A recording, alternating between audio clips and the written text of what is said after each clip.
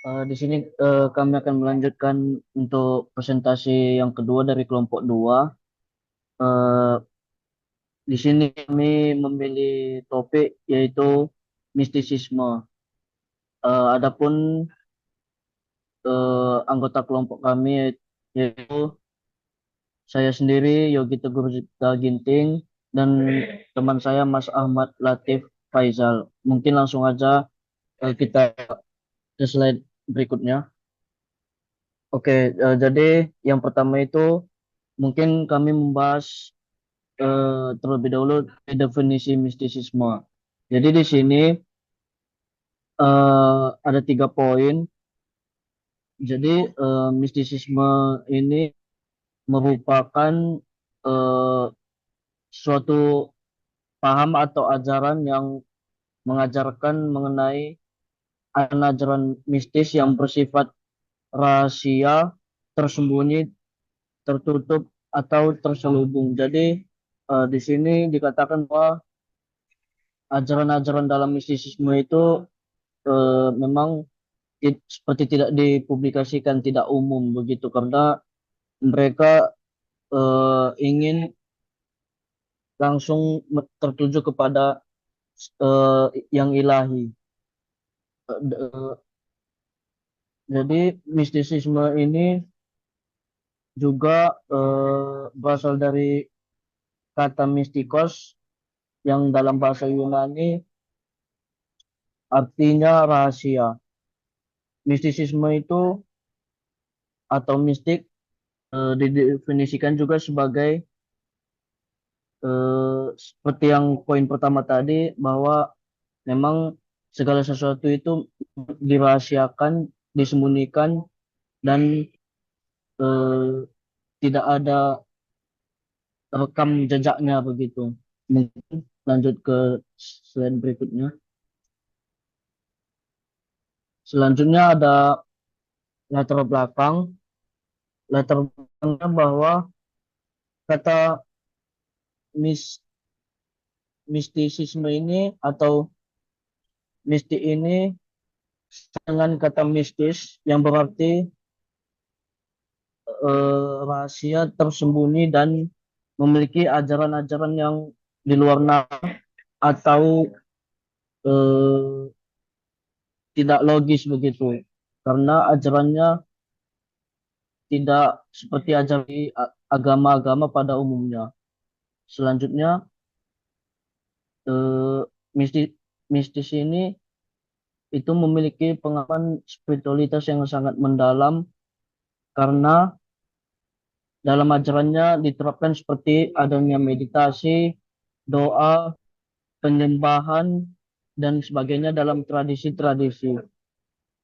Dan puncak dari mistisis, mistisme ini yaitu adalah selalu mencari kesatuan dan keseimbangan dengan ilahi. Ajaran-ajarannya juga selalu menerapkan dalam praktik-praktik ritual atau tradisi seperti meditasi, doa, penyembahan terhadap sang ilahi atau tertinggi. Mistisisme itu sama dengan sebutannya sama dengan tasawuf juga dan mistisisme itu sangat kuat juga dengan kepercayaan dalam alam bahkan dan roh mereka sendiri atau nenek moyang mereka sendiri. Mungkin selanjutnya selanjutnya konsep-konsep dalam mistisisme. Jadi ada beberapa poin pentingnya dalam konsep-konsep dalam mistisisme. Pertama itu ini pengalamannya langsung dengan sang ilahi atau yang paling tinggi.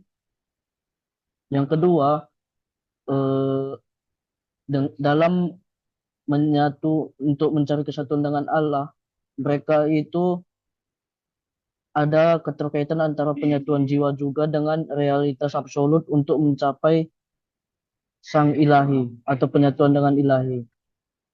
Selanjutnya, dari realitas absolut itu, mereka akan mencari kebenaran melalui tradisi-tradisi yang sudah sering mereka lakukan, yaitu seperti ritual, doa, meditasi, penyembahan, dan sebagainya. Dan ini berulang-ulang mereka lakukan dalam mencari kebenaran agar bisa menyatu dengan alam, dengan sang ilahi. Selanjutnya ada pencarian pemahaman yang transenden, ada cinta kepada yang mutlak ya, yang ilahi tersebut, serta ada penyucian dan penyatuan jiwa dalam menyeimbangkan untuk mencari kesatuan jiwa. Mungkin selanjutnya,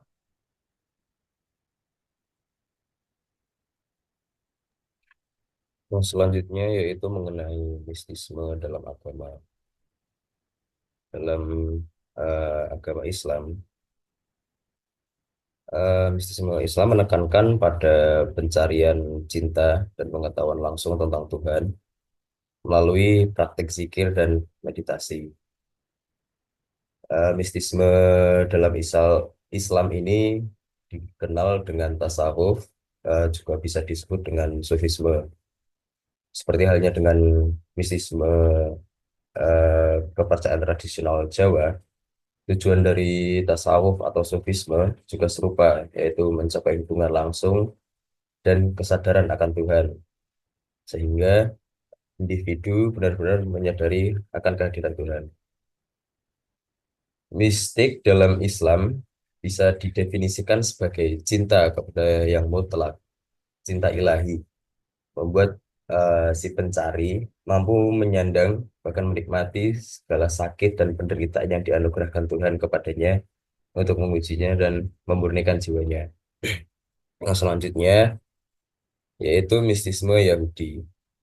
Mistisme Yahudi mencakup berbagai unsur seperti mistik spekulatif dan praktis. Mistik spekulatif ini lebih menitik beratkan pada dimensi spiritual dan hubungannya dengan realitas fisik. Sementara mistik praktis, yang juga dikenal sebagai mistik cinta, mengutamakan penggunaan dimensi gaib untuk memperoleh kekuatan melalui praktek-praktek seperti kejiwaan, meditasi, perenungan, sembahyang, dan pemikiran mendalam terhadap misteri kesatuan Tuhan. Dan dari aliran-aliran seperti Markabah, Jalot, Hasidisme, dan Kabalah, terdapat aliran yang paling mencolok dari beberapa aliran tersebut, yakni Kabalah. Para penganut Kabalah, atau bisa disebut dengan Kabalis, menafsirkan praktik-praktik Yahudi dengan sudut pandang baru dan mengubahnya menjadi ritual dan adat istiadat mistis. Misalnya, hubungan seksual dalam pernikahan ditafsirkan sebagai praktis teurgis, di mana aspek maskulin dan feminin dari ilahi disatukan melalui meditasi yang tepat selama aktivitas seksual.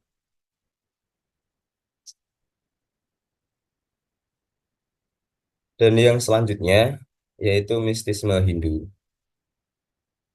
Pada mistisme Hindu terwujud dalam tradisi seperti Advaita Vedanta yang mengajarkan non-dualitas dan identitas antara jiwa individu dan realitas tertinggi.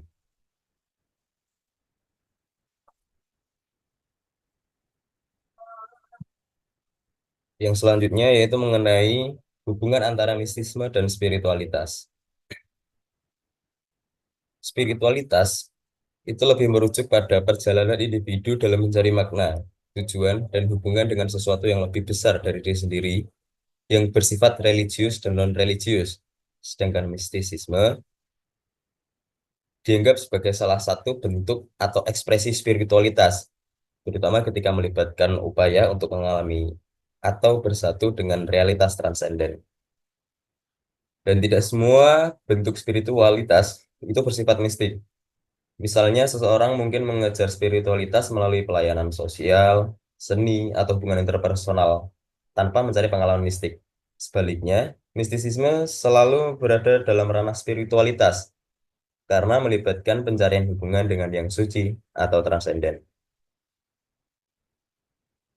Yang selanjutnya, apakah pengalaman mistisisme dapat membenarkan kebenaran agama? Pengalaman mistik adalah pengalaman subjektif yang melibatkan perasaan kedekatan atau kesatuan dengan realitas transenden atau ilahi.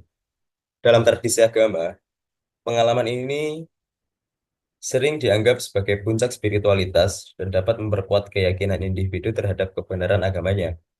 Terdapat perdebatan mengenai apakah pengalaman mistik dapat dijadikan dasar pembenaran atas kebenaran agama.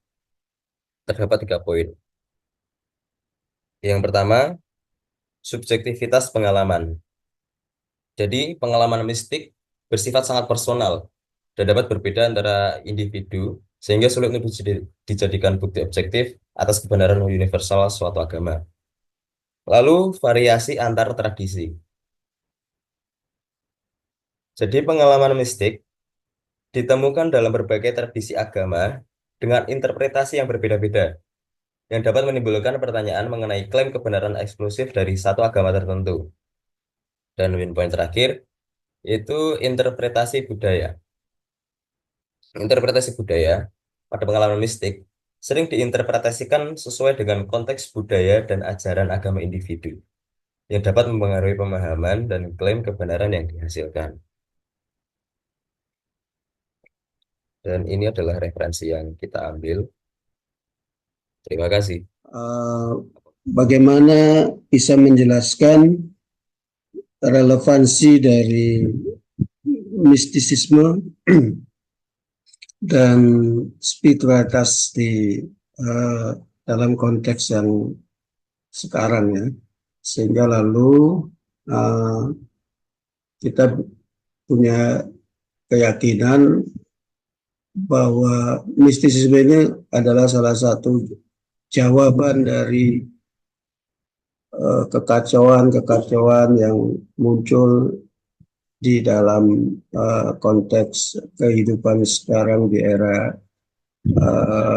post-truth maupun di era disruption ini. Kira-kira begitu, Mas Latif. Mungkin dari kami kelompok 2, sekian dari presentasi kami. Mungkin Bapak dan eh, Julfa, di sini lebih dahulu saya menjawab pertanyaan dari Julfa dulu yang ada di kolom chat. Jadi pertanyaannya itu menanyakan mengenai relevansi antara mistisisme dan hubungan antara mistisisme dengan agama-agama. Jadi itu hubungannya tetap ada meskipun setiap agama memiliki ajaran yang berbeda atau tradisi yang berbeda, tetapi mereka tetap memiliki persamaan. Nah, setahu saya persamaan yang mendasar itu ada 3.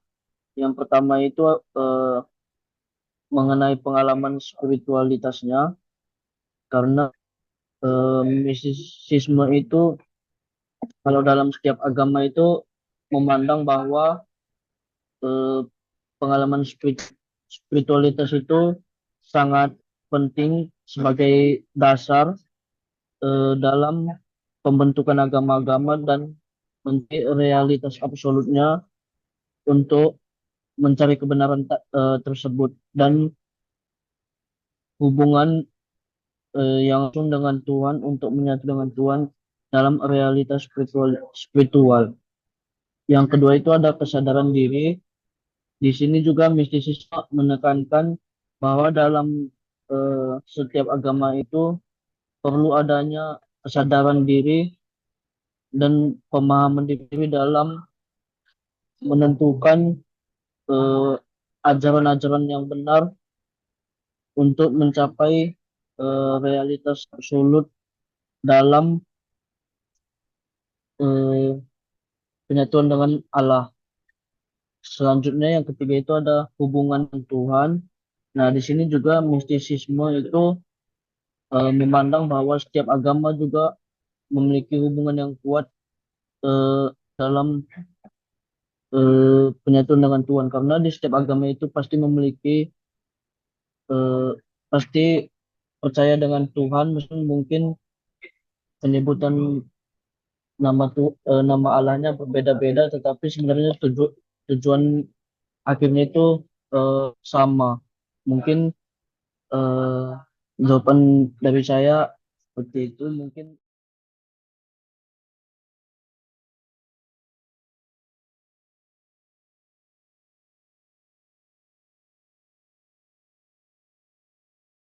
Atau mungkin bisa saya sederhanakan pertanyaan, bagaimana peluang mistisisme di era sekarang yang disebut sebagai era post-truth ataupun era disruption dan sebagainya yang dengan tantangan-tantangan masing-masing. Nah, ini bagaimana peluangnya menurut kalian? Ya, Mas Yogi, Mas Latif bisa sambil menjawab juga nggak apa-apa. Menjawab ya Pak Syarif. Nggih.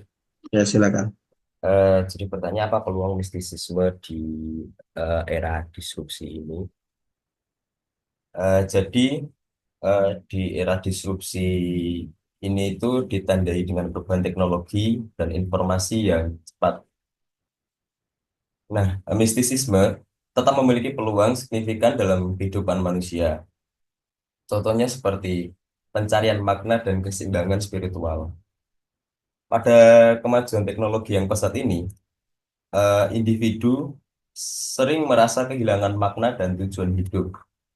Maka mistisisme ini menawarkan jalan untuk menemukan kedalaman spiritual dan keseimbangan batin untuk membantu individu menghadapi tekanan dan ketidakpastian zaman modern ini. Lalu ada pendidikan akhlak berbasis mistisisme. Jadi integrasi nilai-nilai mistisisme dalam pendidikan itu dapat memperkuat pembentukan karakter dan etika generasi muda.